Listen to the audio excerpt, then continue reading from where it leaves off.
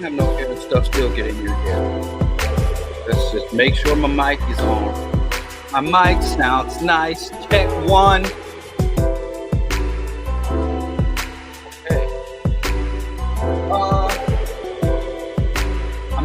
Tonight is going to be very short. I'm not going to be long, but I must be strong. It's not even going to be a long night. I don't even have green tea. I got me some chai tea. Nice thing, because we're going to jump in with both feet, get through it and get through it, and be done with it. Because I know the BET Awards is on, and I know I can't compete with the BET Awards, so I will have y'all there by the time it gets good. You know, shout out to everybody missing the opening monologues. And so I'll have y'all, don't worry, I'll have y'all at the BET Awards in an hour or less. Let me start off, man. Last week I talked about Ibrahim Traore, and I've been getting a lot of feedback. A lot of people coming hard. You know, there's a very powerful cult of personality built up around Ibrahim. And, you know, it is essentially sacrilege to talk about, say anything critical. Nobody acknowledged or really talked to my core point. My core criticism was completely glossed over, ignored, or I can't even say it's rejected, because nobody even acknowledged that I said this is it, and I saved it towards the end. So maybe they just don't watch towards the end. Also, you know, there was one place where I messed up, where I'm wrong. There's one position I want to retract, which is probably the most irrelevant point. Or no, I wouldn't say it's irrelevant, because it is relevant, but of significance. I misunderstood Ibrahim's wage thing, because he made a very big deal about freezing and reducing the wages of the public servants. And if you know anything about quote unquote impoverished countries, quote unquote, I don't like the term developing countries, but I'm from old school. We called it third world countries. And I think that is a appropriate terminology to call it a third world country, even though that was relatively ill-defined. But he actually did not reduce his wage, but I assumed he had adopted the prime minister or head of state wage. It is the guy, and I looked it up. I found like 3 different sources said that he just maintained his military wages. So the part where I said about him reducing the wages of his subordinates and holding his wages of his subordinates, but not his own, it's not, but he did not take the pay bump, which I missed because I made an assumption. So that was wrong. I take it back. And like I said, going forward, I hope I'm wrong about everything else I said. But the wage thing, I'll admit, I'll cop to that. I was wrong about what I said about the wages. And good, great. I'm wrong. You know, that's 1 point for his supporters, and 1 black eye for his I'm not really a detractor. I'm just a skeptic. I'm just a critical. I'm a hater. Anyway, and I also want to say, I didn't say this. I was listening to this earlier today, and I'm like, man, I didn't announce. You know, every now and then I receive gifts from my listeners, and I got this gift from, and I try to preserve it, but I got this gift, Gil Scott-Heron, Moving Target. This is one of his later albums. Like, it's weird with Gil Scott.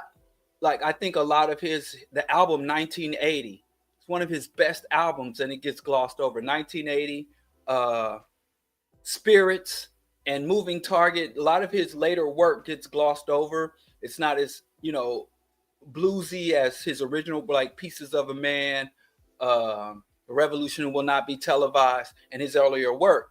And so people know that he's an artist from the 60s and the Black Power era, but they kind of, many Gil Scott-Heron enthusiasts kind of ignore the fact that he recorded well into the 90s. In fact, in 2000, one of the first places I took my wife on a date back in the year 2000, she was just somebody I was trying to holler at until she trapped me. But back when I was in my hollering stage, one of the first places we went out together was to see Gil Scott-Heron at SOBs in Manhattan. So he was around for a long time making music. So I love getting copies because I don't have a copy of this actually. Gil Scott Heron Moving Target. But it's the reason I try to preserve it. Here's the thing about this. I love getting albums in hard media because first of all, the white man doesn't control all of that. And you know, I love album covers and liner notes, right? You don't get this with digital media. Like I feel so sad for my sons because they really into their music, but that shit is all out there. They don't know the sensation of opening an album, reading along with the lyrics, or sometimes artists will put their shout outs of the journey and the various contributors and all that.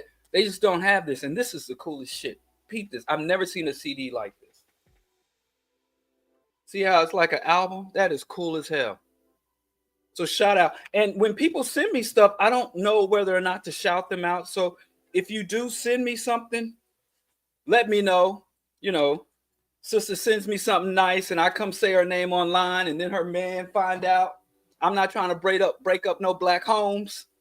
Or hey, it's Pride Month. Or a brother send me something nice like this. This was a brother who sent me this. But I don't want to say, so if you do send me stuff, because I have people sent me stuff and say, you know, don't even mention it. Don't say nothing. Don't say nothing. I'm like, should I say something? Like I said, you know, feel free to send me what you want, and I won't say your name unless I'm specifically say, yeah, you can say my name, shout me out, whatever. But thanks, brother. And it's been a while. I've been listening to this. I got it. And it took a while to come, but when I got it, I've been listening to it. But when I first opened it up, I'm like, wow, that is cool as hell. It's like a vinyl record, but it's a CD.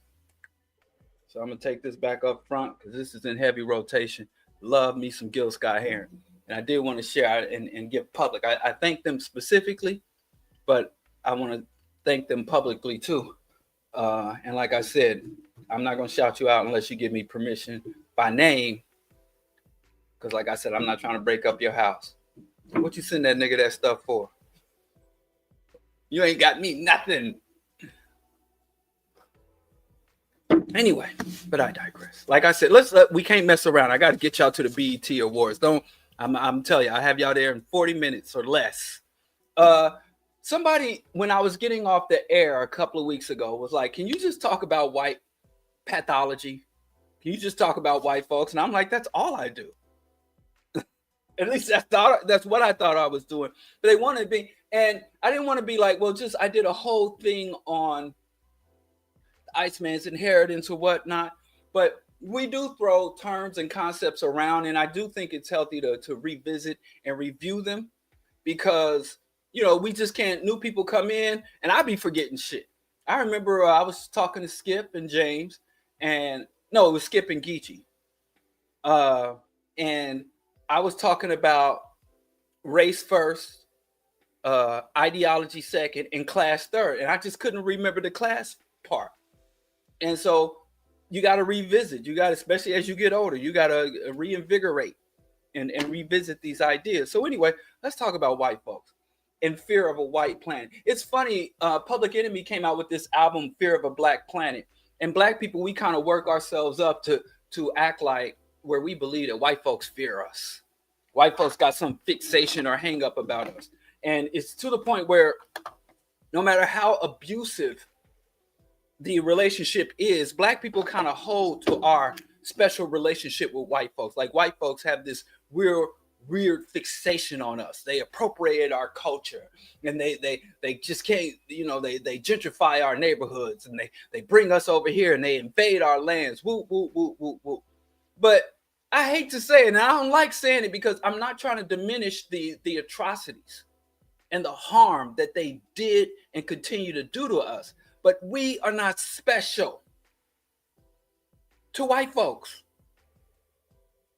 You know, and I haven't seen Kwabena around in a while, so I think I can freely use the N-word. But when I use the N-word, first of all, I don't like saying the word N-word. I prefer to say nigga. And my thoughts on the N-word are kind of like halfway between Paul Mooney and Dick Gregory and their philosophy. But I think that but I'll just say it. Dick Gregory says somebody got to be the nigga. White folks need a nigga. And no matter where you find white people in their time in history, they've always, when they don't have a nigga, they will make one. So in Europe, if it ain't no black people in Europe and Central Europe, then okay, the Slavs are the niggas. The Jewish people will be our niggas. They come to the United States, then they got black folks or the indigenous inhabitants. You know, they go to Asia, the Vietnamese, the Laotians, opium wars. So in that understanding where Dick Gregory says somebody got to be the nigga. So even if we move up out of our nigga position in relationship to white hegemony and capitalism, somebody's going to fill that spot. And Dick Gregory even went so far and gave explicit examples that they'll even prey on their own women, burn them at the stake, and accuse them of doing the exact same thing they accuse us for: corrupting society, temptress, burn her at the stake, dunk her in some water, make her confess, stick wooden needles, wooden thorns underneath her fingernails, make her confess to the wickedness that she brings about. Their own children. Kent State, show up and gun down their own white kids who are just asking for what was promised to them. So we don't really have a unique relationship. Now, for us, it's unique because it's happening to us, and we just need to take that shit mad personal. But when you get to talk to black folks and you start to talk about black folks and black folks start talking about racism and our condition and our history, sometimes black folks kind of concern me because we like, yeah, you know, they do this and the white man and do. And so anyway, and that goes to the other side of that, thinking we have this special relationship. And Dick Gregory said they don't do this to us because we're black.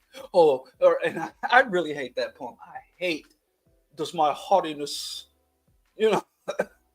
I'm not even gonna bother because y'all don't like when I mess. I gotta leave y'all icons alone. Just my haughtiness. Okay, there's a point. We just think they have a special fixation with us. And on the other side, we think that they have this special fear of us, fear of a black planet. And I used to bump that album. And it's a cool album. But I was kind of jaded with Public Enemy around that time. I was kind of jaded on Public Enemy because they kind of went commercial. But Yo Bum Rush the Show. Oh my goodness, I'll forever love that. But all that, I digress. But we rap about fear of a black planet, but right now we live in a white planet. The whole planet is dominated by plutonic to give respect and acknowledgement to the research of Dr. Marimba Ani, the plutonic Western thought processes, plutonic Western interpretation and definition of reality, the germ seed, a tumawazo, the cultural, the asili of Western dominates the world, even outside of Western culture. And we love, like y'all talk this stuff about BRICS. We love to look at Chinese, but Chinese entire trajectory, historical trajectory, has been in response to and oriented around Western power. Go read Mao. A culture that is thousands of years older than Western culture now has to they set the tone. Even they're outpacing and beating a white boy at his shit, but it's still his shit. Industrialized, development, militarism, expansionism, and everything else. So we talk about fear of a black planet, and it's kind of weird that we don't fear the white planet that we live on. And it's a man-made apocalyptic planet. As the planet is evolving and developing under Western culture, Western economics, Western politics, the convergence of this madness, crypto, Fucking crypto. I mean, let me tell you something. You want to lose my respect? Tell me you into that crypto bullshit. But the life-sustaining capacity of the world is being destroyed.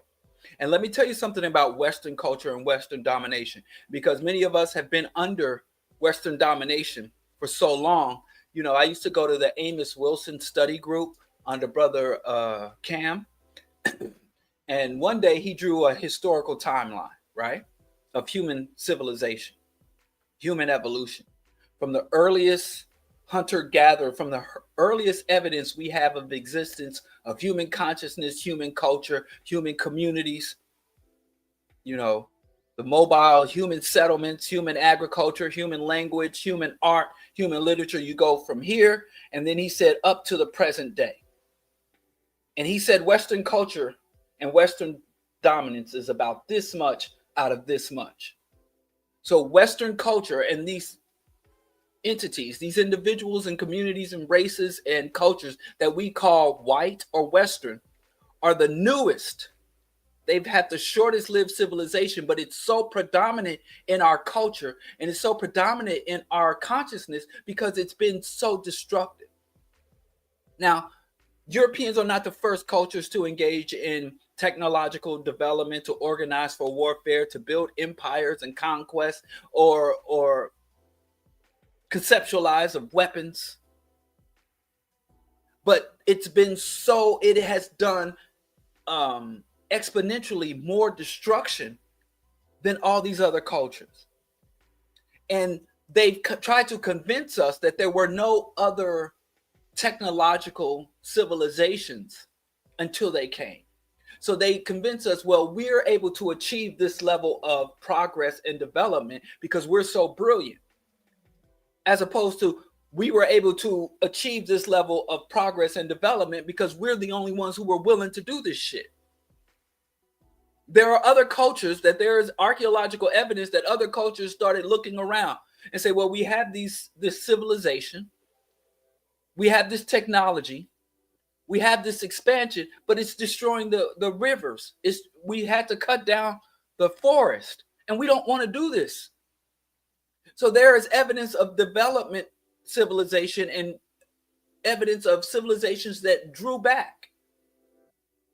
What we would call now today sustainability, that cultures and civilizations that reach a level of sustainability or harmony with the ecosystem. And that doesn't mean there wasn't bad shit going on. But the bad people, you have to say what components, what does the overall culture incentivize? Does it incentivize humane behavior, empathetic behavior, or Western behavior? But I digress. So anyway, what is white pathology? For a few years now, I've been talking about stop saying that white people are privileged. Stop calling it privilege. It does not meet the standard or definition of a privilege. Now, when we look at white, our oppressors, we look at the material outcomes: private jets, power, dominance, the ability to impose their will across the globe. We look at the outcome that a white man can be a felon, a confirmed sexual predator, functionally illiterate. Trump is functionally illiterate. They've put his speeches through these language models, and they've come out to say that Trump speaks on the level, the intellectual and vocabulary level of a third grader. The way he structures his sentence, the way he structures his sentences, and his range of vocabulary is at the level that you would expect a third grader to communicate, a pre-adolescent. Every time I listen to this man, and it's really shameful because I've been watching this Caucasus Mountain Cave Dwelling Devil since the 80s. I've been paying attention to Trump and his politics. I was I was in New York when they were trying to get the Central Park Five, when he was trying to get those children murdered for a crime he knew they didn't commit. So anyway, I'm always like, man, this guy's an imbecile, right? But then he gets to be president. And even Obama, and y'all, if I swear for God, if I catch y'all sharing that meme about how Trump is a criminal and Obama was an innocent man, but Obama got on stage, because Obama's an international war criminal. I'll just leave it at that. Obama got on stage and you know how he's a swivel foot. You ever see those men that cross their legs and the leg that's over the other leg, the foot kind of Obama's an old swivel foot. Yeah, he's been in Chicago too long. All he needs is some Florsheim and translucent socks. He could sit at any of these little dive bars along 47th Street, fit right in. But Obama sat there swivel footing and said, imagine if I had done this. Imagine. And everybody hooping and hollering. Everybody was sharing this. Yeah, if Obama had done this, he'd be in jail. He'd be impeached. He'd face all these consequences. But Trump has the privilege where he could be the scum of the earth on his third baby mama. Some say fourth baby mama. Who's counting? They all paid. They're all prostitutes. They only with him for the money. Who would be anywhere near Trump if it wasn't for the money?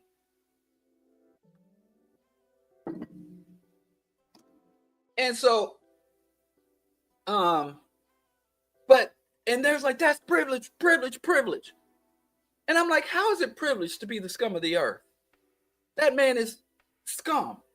And we can look at them in the worst, most obscene, absurd conditions and call it privilege. And we see all the damage he's doing. Forget about black folks, because, it's a given. It's a given. We are going to suffer, irregardless of who take power. Black folks, our role in this country was locked in since Plymouth Rock fell on us, and it hasn't changed. Even though they've made some minor concessions, our role in this country hasn't changed. But look at the damage and harm he's done to white folks. Right? And it's like, that's not a privilege. That's pathological. But because we don't look at the details in the process, we just look at the material outcome. I'm wearing my Prospect shirt. I didn't intend to. But I used to come home, me and, I don't know, should I be telling? Let me not tell people, I'll tell. Me and Rip, statute of limitations and all. Me and Rip the Crip used to steal bikes. And we would look for very specific bikes, these BMX trick bikes, right? And when I would steal the bike, I couldn't come home to my grandmother's house in East Hills Village and walk in there with my bike, and my grandmother go, ooh, you got a bike. You're so privileged. Nice bike. A better bike than I could ever afford to buy you. That's a beautiful, nice bike. She would want to know, I don't give a fuck if I come in the house with anything. My grandmother raised 5 sons on the ghetto, in fact. She raised 5 sons on the ghetto before she raised me, my brother, and my sister. So she was already raised a generation of boys. And she didn't want them hustling, banging, doing none of it, and keep them off the streets and keep their heads in the Bible and the books and maybe some basketball. That's it. And so anytime you showed up with something nicer than what you deserve, my grandmother said, hey, I need to know where you got that. And 2 things that's bad. If some girl bought it for you, you don't play that. Take it back. Or if you didn't get it honestly, if you didn't pay for it, if you stole it or something, because we couldn't accept nice things from women. And we couldn't accept nice things that we didn't pay for. And so under our logic, under black folks' logic, if I stole a bike and come through the door, they'd be like, oh, he's got bicycle privilege. Diallo's a privileged young man. Because it don't matter how I got it, because if I got it and it's nice, it's a privilege. Now, we understand that doesn't make fucking sense. My grandmother's like, I don't care how nice the bike is. I would have to take that shit back. So we look at white folks and all the shit they stole and all the nice things we call, and instead of looking at them, it's like, give that shit back. Take it back where you got it from. You scumbag. You're no good, down low, dirty, peanut head, knucklehead. What you doing? You ain't got no business having that. We call that privilege.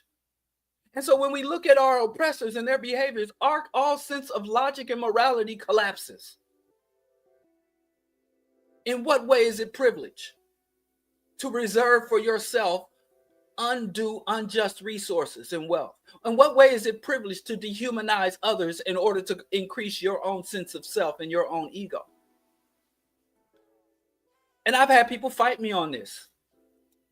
And so there's another component to this that I think we need to understand, is that white, and white is a very particular thing. There are some white folks who reject whiteness. I've met a few myself. You know, I've read several books written by various scholars who understand that the pathological concept of whiteness is something that white people should reject, and that there should be no white pride, white race. And they understand it's okay to be Scandinavian, it's okay to be Irish, it's okay to be Portuguese, and even have some pride and enthusiasm about your Italian heritage, the good parts of it.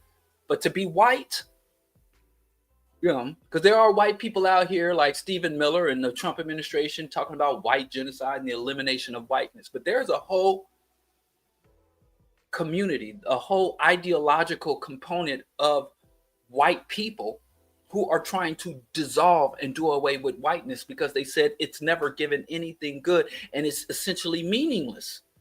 It has no real meaning aside from setting up a separation and predatory relationship with everyone who's classified as not white. So when you say white pride, you're literally making a offensive and predatory assertion. Whereas you say black pride, you're resisting that assertion. Native pride, aboriginal pride, indigenous pride.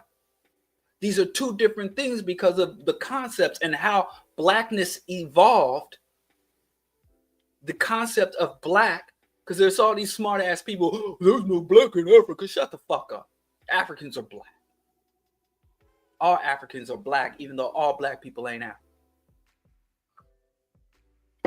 But forget I said that. Delete that footage. So I ain't ready to get into that.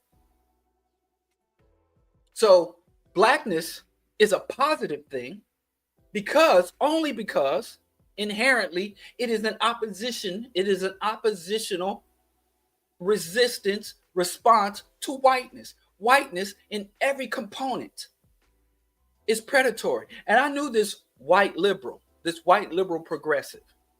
And he used to have long, y'all call it dreadlocks, I call it matted fur, but y'all know what I'm getting at when white folks do that to their hair. And he used to smoke hashish, and he was a real earthy, progressive white dude. And he was, living like, how college white boys living the hobo life, right?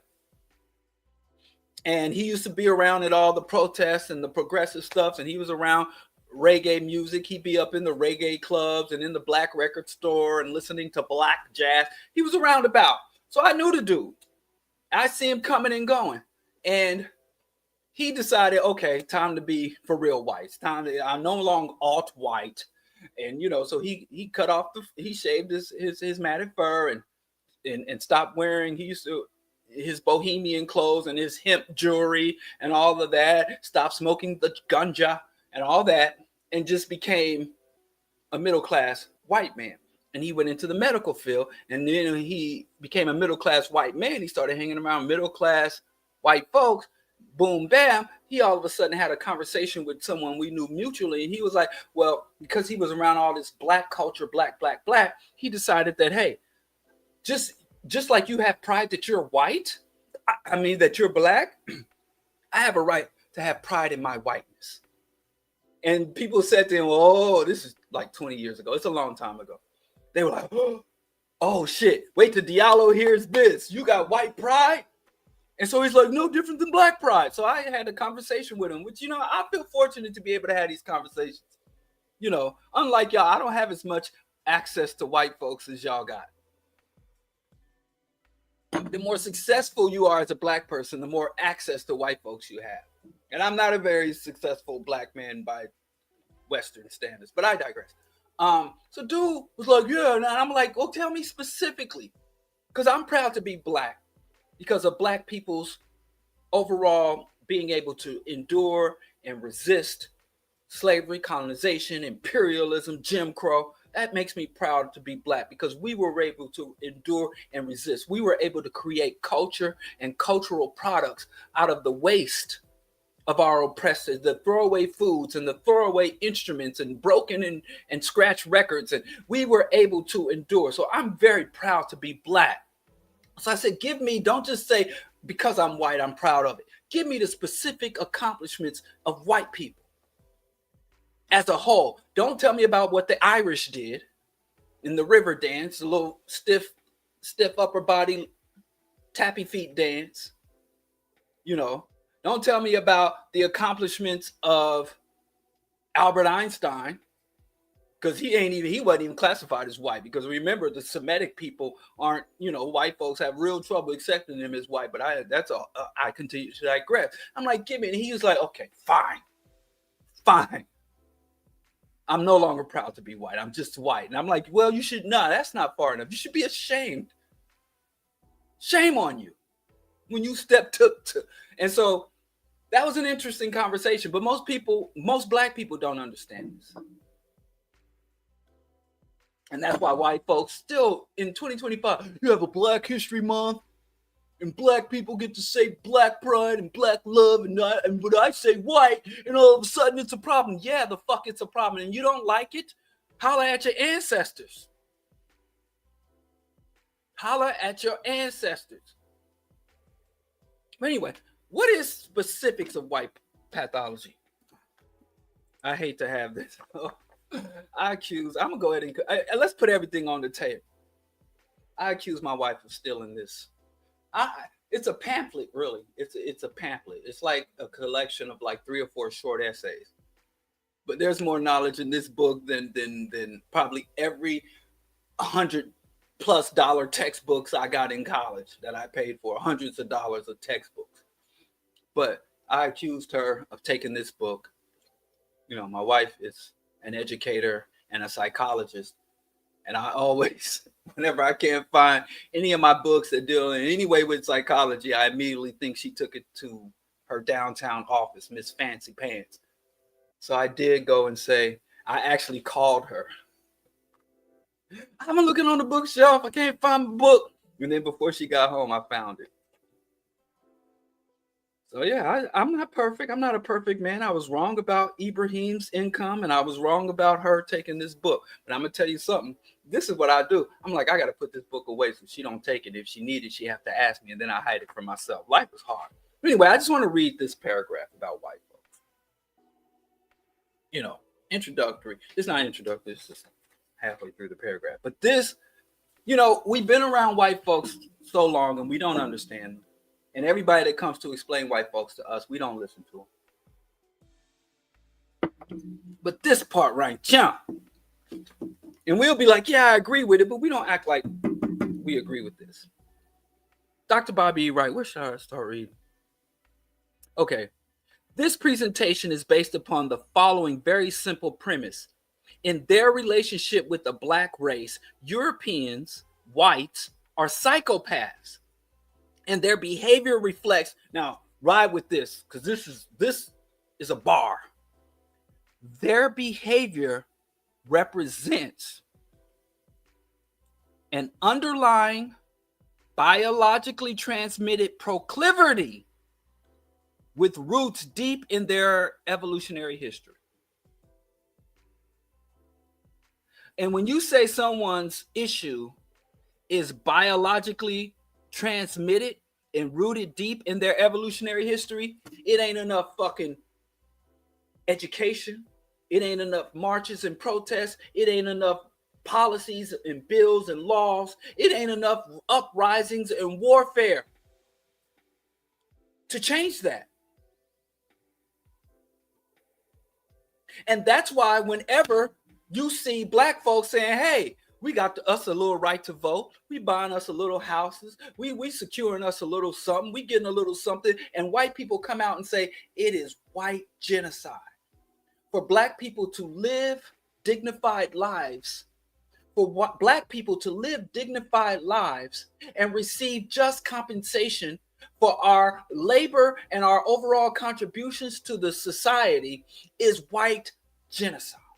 And the reason they say that is because they have a underlying biologically transmitted proclivity with roots deep in their evolutionary history to be predatory and hostile to us, to be anything other than to have anything other than full spectrum dominance. And that's their language, not mine. They write and publish this shit in their academic journals, and their think tanks come up with these words, these full spectrum dominance. We want to dominate space. We want to dominate air. We want to dominate the land, and we want to dominate the sea. We want to dominate the media. We want to dominate culture, academia. We want to dominate the standard and concept of beauty. And we're like, fine, go to Europe and do that. No, it's not enough. I didn't say dominant over where I live. I want to dominate it for you. Fine. And you have to internalize and embrace my dominance. And if you don't do anything less, you are attacking me. I want to stomp your face, and I demand that you do not splatter blood on my boot. And if you splatter blood on my boot, you're the criminal. You're the thug. You're too lazy welfare, and you're detracting from my society. There is no negotiating this.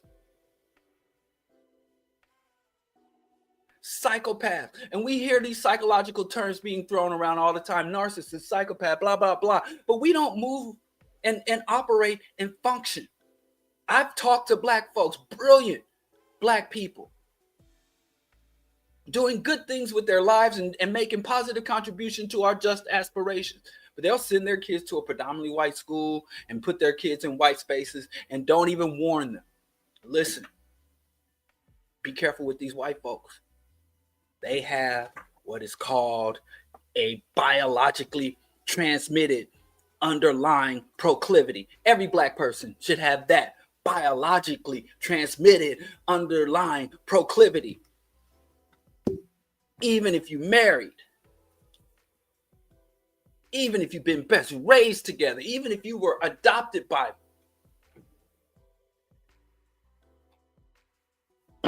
or even better yet, Chancellor William, I shouldn't.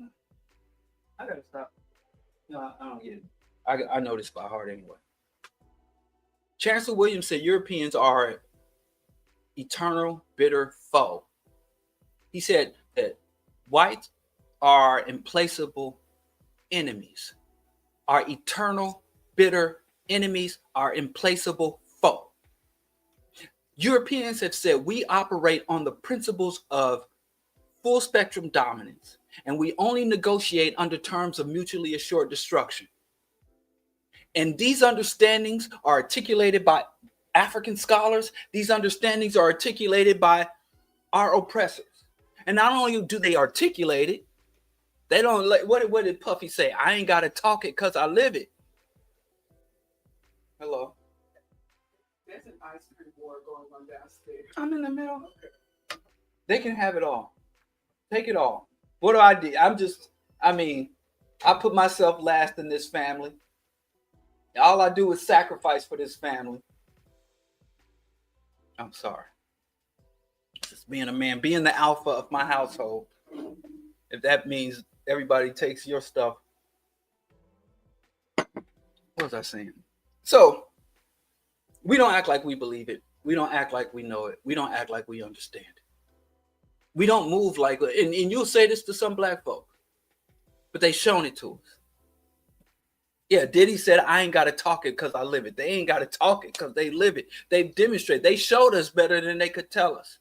But they showed us intel. And I don't see Black people's aspirations, our goals, our organization, how we structure our organizations, how we determine who among us is elite or who among us is going to lead us, and what our goals and objectives are, that we come with this understanding that these psychopathic a group of people with omnicidal intentions.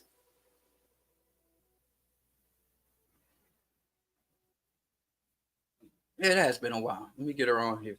Problem is, I give her a script every time and she goes off script. So if you don't see Dr. Ming on here, blame her. Tell her, get on script. So what are some of the characteristics? What are some of the characteristics?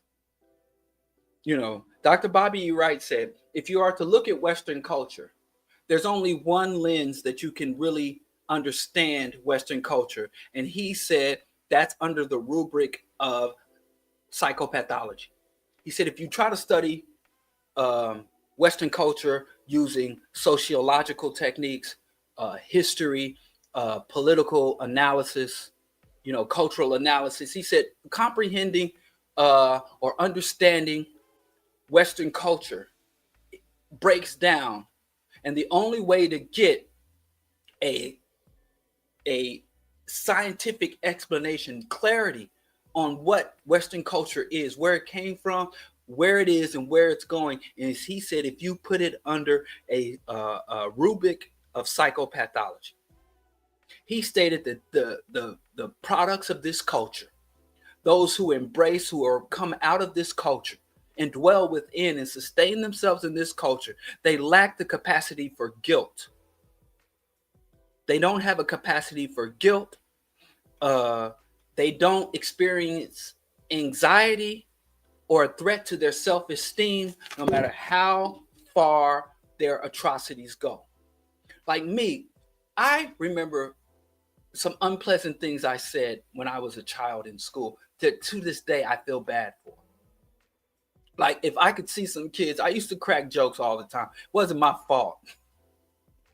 Rip used to goad me on to crack, but we used to crack on each other. That was our pastime. And I've said some things that were out of pocket. There's some behaviors I've exhibited throughout my life that I am not, that I'm ashamed of, that I regret, that you know, and I try to imagine what it would be like. Me as a Black man, I walk out and go get on the bus. And there's an elderly white woman, and I walk on the bus, and that elderly white woman has to get up and go to the back of the bus. You know, and I get up and get my child ready for school. And I send him to this magnificent school building with all the resources he could ever need, where he is protected and he is fulfilled and he is entertained and as well as educated. And then the child that lives in these horrible slums that I constructed goes to a school with no indoor plumbing, no electricity, no all outdated text, if any text. They don't have any type of, and I'm sitting there like, oh, that's good enough for them. What would I do if one of my homies, James, called me and it's like, what's going on? Oh, we got us an uppity white and we're going to go out and mutilate him and mutilate his genitals and torture him. And then when he finally passes out, we're going to string him up and burn him alive. Like, oh, James, he's like, hey, it's the weekend. We're going to get some drinks and have us a hold down. Like, what the fuck does have to be in your mind to create a Jim Crow system? That's utter fucking madness. And not only do you create a Jim Crow system, but you sustain it through generations. And to this day, they are pissed at us that we took away Jim Crow. And we don't really act like we understand that what they've done. Any area of criminality, sexual predation, economic warfare and economic predation, academic propaganda, psychological warfare. If you look at any level of predation and abuse and assault, they have taken this shit to levels unimaginable. You have to go back to the era, to the Bronze Age to find that levels. And even when you go to the Bronze Age, it's relatively isolated to pockets. It's like one or two warlords, but this is their whole culture. You go get that book, Without Sanctuary, and there's a mutilated, murdered African man on a tree, and there's a little 8-year-old girl with the happiest little content smile you ever see on their face. So somebody asked me, what is white pathology? White pathology is hyper-aggression, perpetual warfare. Every element of your life is oriented towards warfare. Kill as many people over the longest span of time as quickly as possible. And every good thing you have, from the radio to the microwave to the internet to the airplane to AI, everything is oriented towards warfare. And then after the warfare applications are applied, then they move towards civilian applications. So hyperaggression, directed, unrelenting, perpetual warfare, hyperaggression, fixation on progress, fixation on technological progress.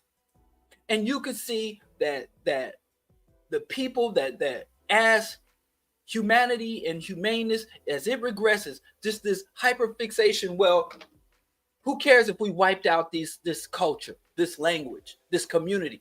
In the name of progress, they're cutting down the fucking Amazon rainforest, the lungs of the planet, in the name of progress. They're melting the polar ice caps and intend to penetrate the polar ice caps, drill for untapped oil resources, and go to the moon, go to Mars. This concept of progress at all costs, but it's only technological and economic progress. Progress in humanities, project in peace, progressing through being more sustaining peace and expanding peace. Progress in the just distribution of resources, that's not progress. In fact, they define that as regression, but which is kind of true, because if you more justly distribute resources, you are going to a time that predates Western dominance, capitalism, and imperialism. The concept I already said, mutually assured destruction, absolute total dishonesty. These motherfuckers say our founding fathers set up a democracy. Our founding fathers established a democracy and a free land.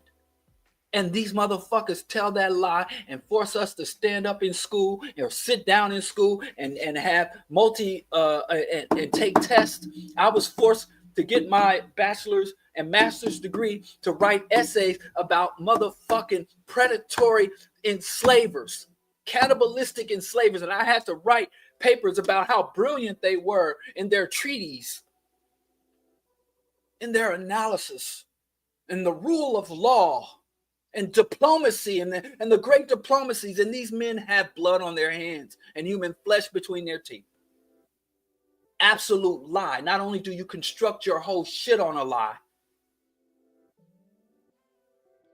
the land of the thief and home of the slave is the land of the free and home of the brave.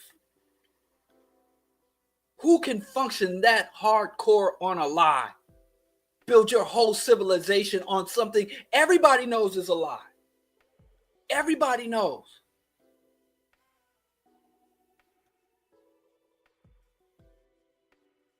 Who can do that? Anthony, do I come to your job and do your job for you? And it's not scarcity, it's artificial scarcity. He getting ahead. Did he get hold of my notes? Stop it, Anthony. I don't come to your job and slap spatulas out of your hand. Let me do this. I got it, Anthony. I'm going to get there. Well, I might as well do it now. Yes, not scarcity, but manufactured artificial scarcity. We've had people starving. The world, of all the over 40% of the food product produced by human labor of the masses around the world, over 40% of all food produced is thrown away. Yet we have famine. There hasn't been one modern famine, dating back to the era of the British East Indies Company, dating back to the era of Western expansion, imperialism. There hasn't been one famine that was truly rooted in lack of scarcity. From Ethiopia to Sudan to Gaza today to North Korea. While North Koreans were starving by the millions, South Korea had rice overflowing with silos that was rotting, that they were throwing rice into fucking landfills while their brothers and sisters, because the white man drew an artificial line across the middle of their country because they dared to try to govern themselves as they saw fit. And so North Koreans get to starve and South Koreans get all this neon lights and all this fiat currency, and their population is collapsing because they're living outside of their ceiling. But that's a whole nother. Let's not talk about that. But absolute dishonesty. And as Anthony jumped the gun and said, artificial scarcity.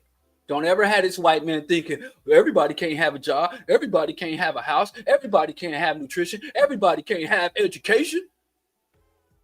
This planet is empty. With a just and equitable distribution system right now, and it ain't because of technology or corporations, but human beings, the working class, produce enough resources and wealth, and there is enough physical land space. If it wasn't for private ownership, this warped artificial concept of private property, there's enough for everyone. Oh, to quote Gil Scott-Heron, there is enough for everyone, more than enough. There is a surplus, well beyond surplus. But we think it's more important to have billionaires than it is to make sure everyone has a dignified life. So pathological lying, absolute dishonesty. And we dwell in dishonesty. And we do it too. We've learned. We are the true believers. People walking around, oh, the Lord touched me today. The Lord spoke to me today. Stop lying. The Lord ain't spoke to nobody, ever. So we play games too. We learn from the best, or we learn from the worst. And then, not only that, let me get into some of their big lies. What did they say about fascist? Every accusation is a confession. It is a whole reality built on lies and enforced through violence. Everything we live on and everything we understand in this world today is built on lies and enforced through violence. There is no civilization. There is no what they call social contract.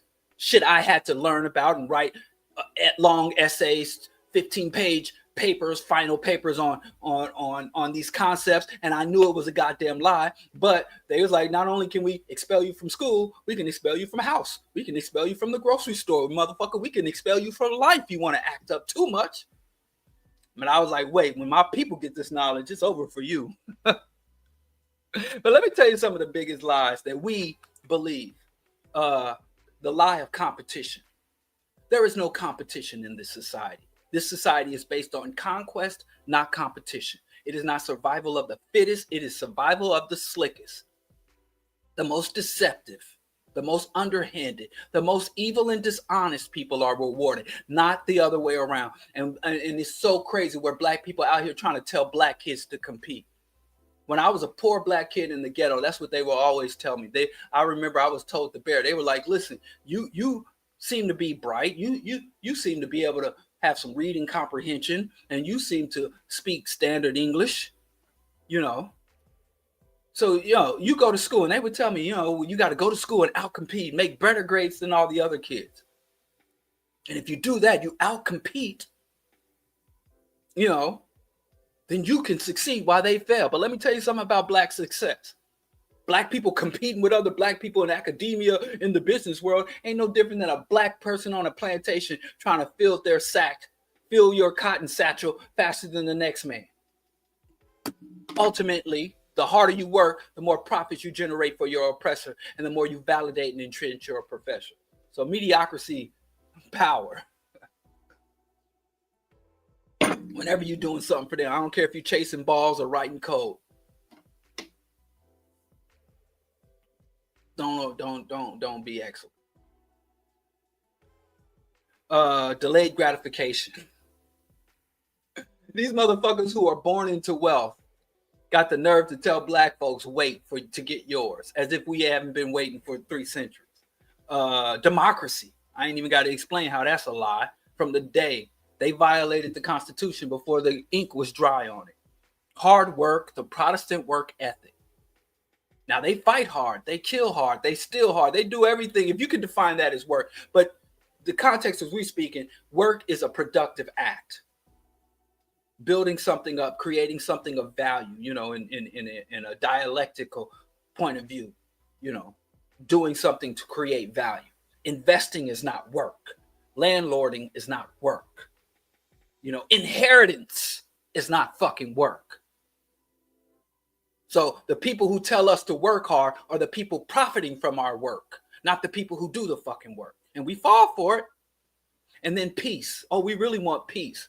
They'll send them. White folks will take 100,000 soldiers, give them grenades, give them depleted uranium rounds and machine guns, and train them to kill, and give them tanks and drones with bombs on it, and aircraft carriers and flamethrowers and phosphorus. And then look at all these people armed to the teeth to kill them. They say this is a peacekeeping force.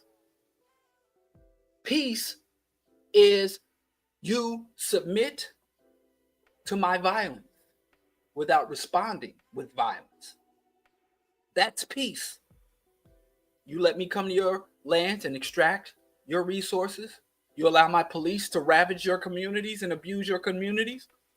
And you don't run out into the street and bust a window, throw a Molotov, then this is a peaceful time. So peace, justice, freedom, which is the bastard cousin of democracy, that they're chaste. They're very chaste. Like, oh, yes, one man, one woman, proper marriage, cisgendered, heterosexual, and all these deviants, sexual deviants. And they the freak of the week. The Catholic Church, Catholic morality, family values, that they're chaste, piety, and the concept of reverence, that they respect anything. These are sacred. Oh, our laws are sacred, so we can't break the law. Oh, well, black folks, we want reparations. Well, our Constitution doesn't allow us. Our Constitution limits what we can do for you, but never stops them from doing what they want to do. Whole shit is built on a lie. And then the reverse lies that they say about us, the accusations that we're uncivilized, right? Cannibals, criminals, violent, irresponsible, hypersex, demonic, immoral, dishonest, can't be trusted. So they tell these grand myths about themselves and these confession-based accusations about us. And it's in every component of society. Whether you are some black militant or you some status quo patriotic Negro, nobody's exempt from it. I mean, their racism is like their pollution. It courses through the veins of every living being. Right? Ultimately, the psychopathology leads to a death urge. This current economy, this current culture, this current dominant governing system is destroying the life-sustaining capacity for the earth, for the generation and concentration of short-term profits. And the earth is being destroyed for the benefit of a small group that consists of 1 to 3% of the population on the planet.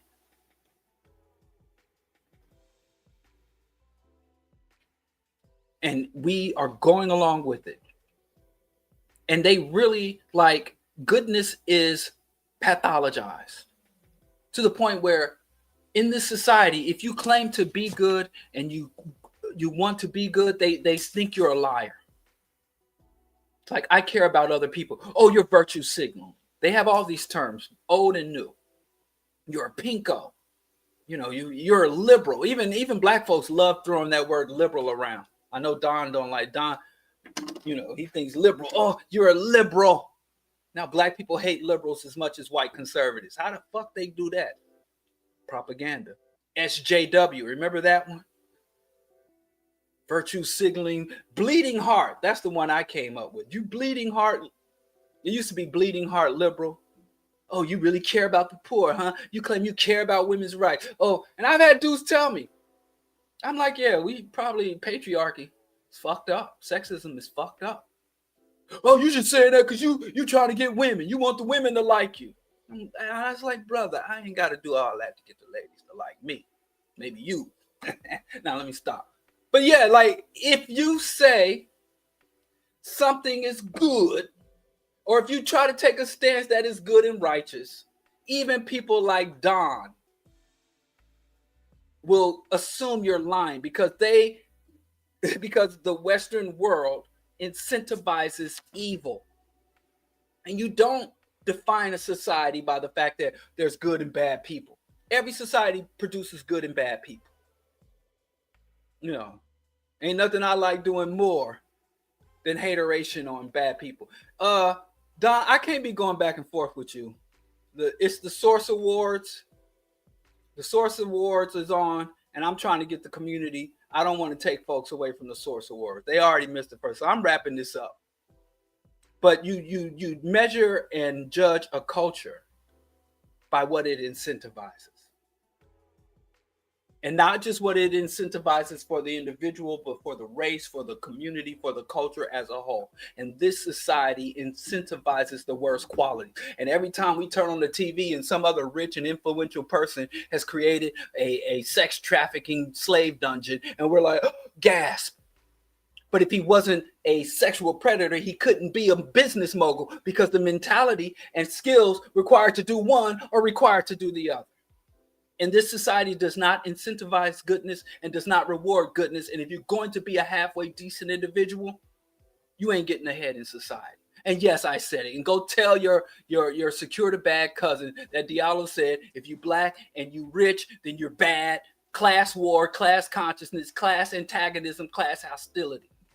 Power to the people. Okay, Period. Don. Uhuru. What do you want? You want to come down here and tear down the liberals? Who is these people you even talking about? I don't want to tear down nobody. How in an evil society, the people that claim to be good come under suspicion. Like, oh, you're not really good. You're just pretending. You're virtue signaling. And like liberal is a dirty word. SJW is a dirty word. Woke. Woke. Oh, yeah, that's the newest one. Woke, bleeding heart, liberal, bleeding heart. Pinko was what is a really throwback. So, all right. So we're going to wrap up. We got like 5 minutes before we go. Uhuru, I did want to just get on here and say, No, go. I just wanted to get on here and say hello to you since I was catching strays. I come in the chat and catch strays. I just be supporting and stuff like that, and I catch strays. But I did want to tell you, it's hot in LA right now. It's hot. Oh, I didn't even get to that. Yeah, I was trying to keep this short because people are already an hour into the BET Awards, and I'm a black man. The BET Awards is happening tonight, hosted by Kevin Hart. It don't get no blacker. All right. But I was just saying when I said it liberal and liberalism is intrinsically inherently a good thing, you went off because you believe that Obama's a liberal. That's not all I said. I literally said Uhuru in the messages chat. Listen here. Look at me when I talk to you. How your mom and them doing? Good. Diallo is lying. Okay. So you are a liberal. Sure. Listen. I do have some liberal. Put it on TikTok. I got some liberal contradictions. I got some liberal contradictions. Oh no. So now you're saying liberal is bad, right? Liberalism to be doing it regularly, like to sustain yourself, right? But we all have some liberal contradictions, right? I'm pretty sure you're on buying a new Apple right now while they're like that's heavy not on liberalism. That is not liberalism. Y'all have warped the we got to go all the way back. Y'all? You and other people where we hate liberals and liberalism. That's like us hating democracy. Because white we folks concede no democratic space. Distorted it. Huh? We concede no democratic space. But Democrats, okay. No democratic space. Damn the I'm Democrats. Democratic. I'm Democratic. I wouldn't be part of any body or formation that's not democratic. And I prefer democratic centralism when it comes to, you know, our revolutionary organizations and stuff like that. That's what the African People's Socialist Party do, and I like that. Right, but now because white folks went and called one of their two capitalist party democratic, we think Democrat and liberal is a dirty word or dirty concept because they've been sullied. Shirley, and I mean, even I understand, because for a long time I hated the concept of freedom and liberty. Because 90% of the time when I hear somebody talking about freedom and liberty, is some racist, some patriotic racist talking about freedom and liberty. So, Shirley asked, she said, how come I'm not in the streets with people? I do not have the proper PPE. I'm making sure that happens pretty soon. But I'm told you need to have some proper PPE, because they is down there in Santa Ana right now, and the tear gas is flowing. So once I get my proper PPE on, you know. So question, comment, criticism? Oh, all right, yeah. It's a shame because I think what I was about to say was going to be pretty long, but I'll just say it. I wrote it down this time, so I'll be a little bit more coherent. Great. Okay. We got like 2 minutes. Okay. Oh shit. How does one educate oneself through corporate media? Like, it came up recently in talking about 9/11, what the causes were, and the person I was talking to regurgitated the belief that 9/11 just happened, implicitly echoing the narrative that the terrorists just simply hated freedom. I countered with the idea that the cause had origins all the way back in World War I, clumsily, and after I wanted to double check myself, specifically using search engines through the browser, I couldn't find that perspective at all. Just reading the titles and undertext for the second time for me, it feels like it was a genuine conspiracy. But so 3 things. Can you clarify the cause of 9/11? To how do I navigate corporate media, especially since I don't have abundant funds for all the books you suggest, and I'm not smart enough to sail the 7 seas, wink, wink. And 3, you talk about Arab colonization of Africa, and from Pan-Africanist insight, where does that fit together with 9/11? 9/11 was carried out. There was a civil war not a civil war, but a war. Well, it was a civil war, actually. I don't know. But the Mujahideen were formed in Afghanistan during the Cold War to fight off communism in the Middle East. The Soviet Union had come into Afghanistan and made agreements with the democratic government in Afghanistan for development, cultural trade, And the United States trained right-wing or either right-wing guerrillas, like this, in Latin America, right-wing death squads, and in the Middle East they would use religious fundamentalists to fight against communism. And so there was an agreement between the Mujahideen and the CIA and the larger U.S. intelligence apparatus that if they mobilized to fight off communism from coming to the Middle East through Afghanistan and other parts that border the Soviet Union, they would make certain concessions to them. And so when they finally defeated the Soviets and drove out communism, and they wanted to establish a caliphate or Islamic theocracy, the United States reneged on several of its promises. And the United States propped up oligarchs, from when they attempted to do that in Jordan. They tried to reestablish the monarchy. They set up and had military bases in the Holy Land, the Saudi Arabia, Mecca, and Medina. So even though several of the Arab oligarchs got very rich, they saw that it was a contradiction between their faith to let the Western devils in and their economic interests. And so Saddam, who was a multi-billionaire and came from a very wealthy family, started Al-Qaeda, which means the veterans. And Al-Qaeda was made up by the people armed and trained by the CIA to fight communists, and said, well, it's not enough to fight the godless communists. We have to fight the white devils from the West too.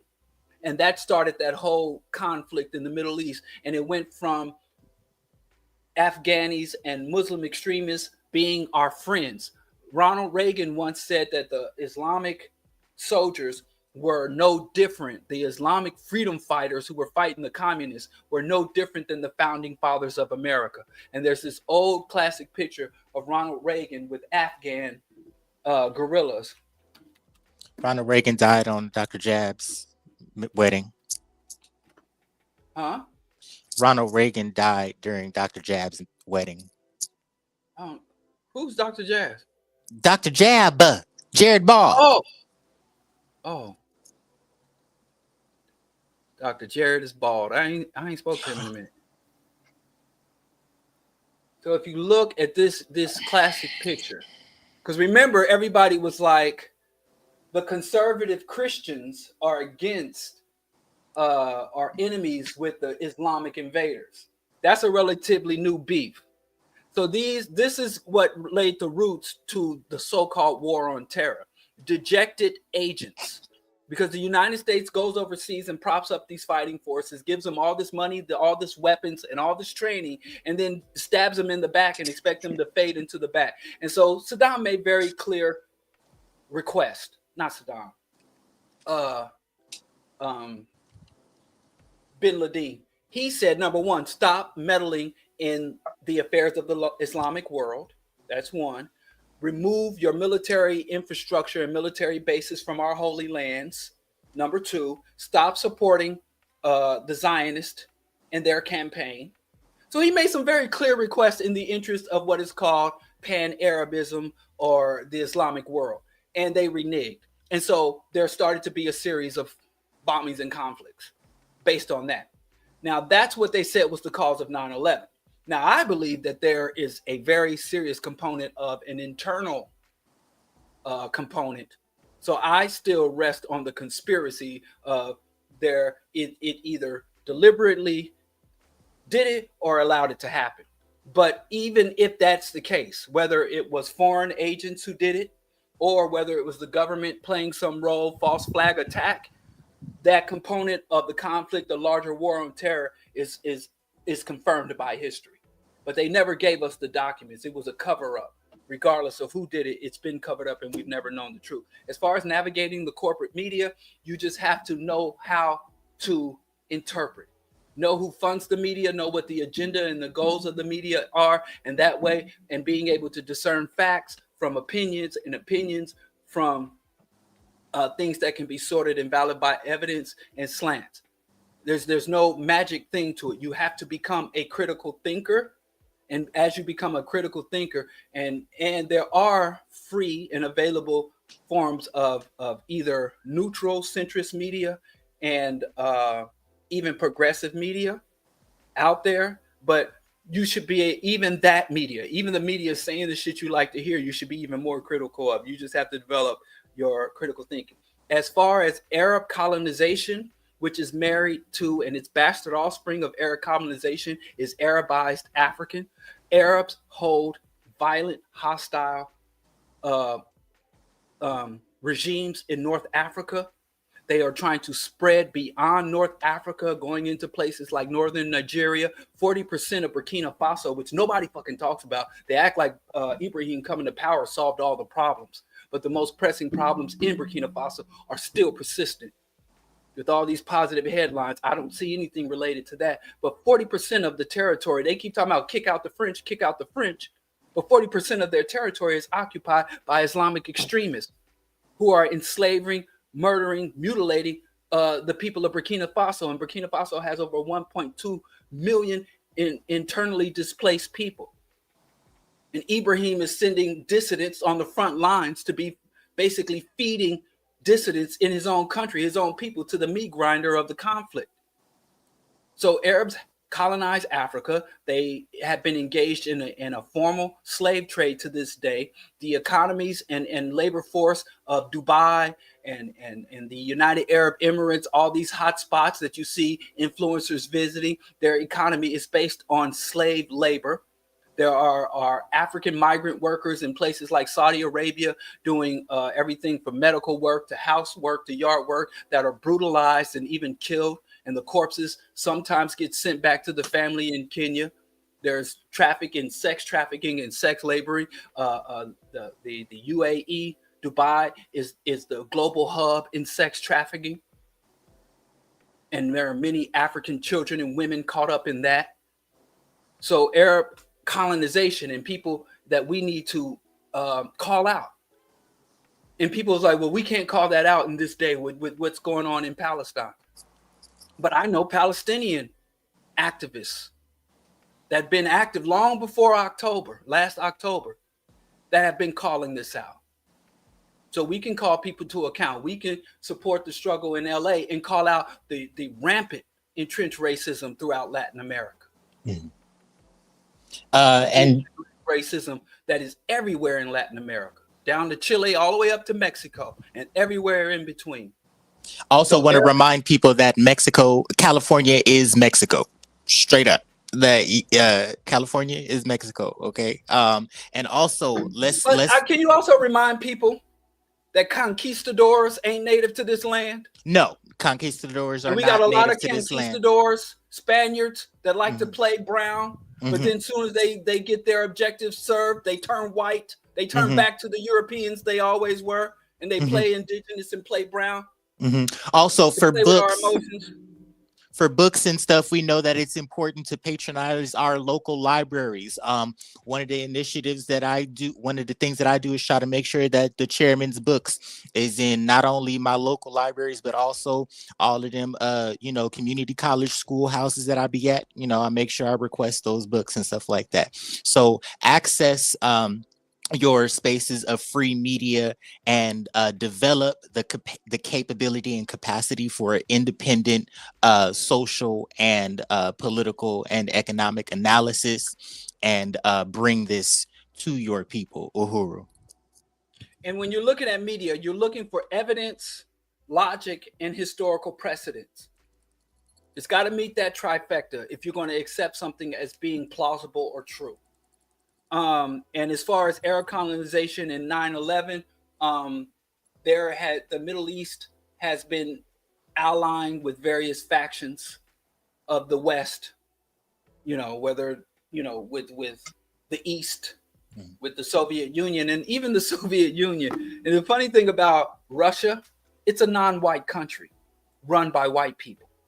If you go outside of Moscow, if you go into the hinterlands, you see people with dark skin and features that we define as non-white, that white folks would define as non-white, that are more typical of what we would call an Asian or an East Asian characteristics. But all the governance, all the control, all the power, all the nukes are in the hands of the Cossacks, the Caucasoids. So we have no friends. Anyway, I hope we at least touched on some of your questions and concerns. With that, I'm gonna wrap it up. I appreciate deep. Oh yeah, I'm sorry, but I just don't have time. And we I appreciate only got, 30 minutes left to the BET I need to learn. And he's trying to get off to watch his little BET awards. I ain't watching it. I don't even have cable. I don't even have the capacity to watch it. Okay, but why you keep rushing us off then? Because I told the community, the hood love the BET Awards. No, and they don't. Black folks claim they don't like BET, but when the ratings come out, it's like everybody's supposed to hate Kanye, but them Yeezys are still flying off the shelf. So somebody lying, and let's just all pretend together. Y'all enjoy the BET Awards. We finally got something that's ours. Is they gonna have all us blacks got in sports and entertainment until we even? They gonna have Beyonce this time? I have no idea. Okay. I have never watched the BET Awards or the Super Bowl. Many of these cultural phenomenons I'm a miss, but last one I watched is Monique hosted the last one I watched. What year was that? Oh, yay, we love to hear it. Yes, no. I guess I'm indifferent. But I did want to. It's crazy. This is something that I had a thought that I want your perspective on. Class contradictions and class divisions are so sharp that they manifest not only in your own house but in your own bed. And I just, I think that happens with, like, don't knock me. If I get me a rich woman, don't y'all tear me down. You already got your. You already got She your. ain't rich. She ain't rich. I told her if she ever if Oprah ever slide into my DMs, I told my wife, don't you ruin it for us. I'm doing this for us. Diallo, you are a problem. It's already agreed. If I can get a sugar mama $1 billion net worth or more, my wife is willing to turn a blind eye. At least that's what I assumed she said. I didn't really get a clear answer, but I'm gonna just rock with that. And no need to bring it up again. We want to thank y'all for coming in here. Contradictions in the bed. That's the only place you want them. We want to thank y'all for coming through here. A pretty woman love and a rich man. Hey, too short.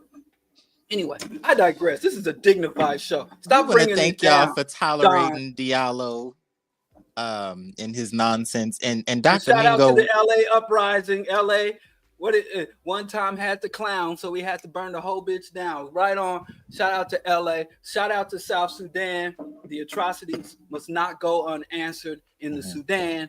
Palestine Congo, will have her land North back. Nigeria, Palestine, people united. It's a struggle. Mm-hmm.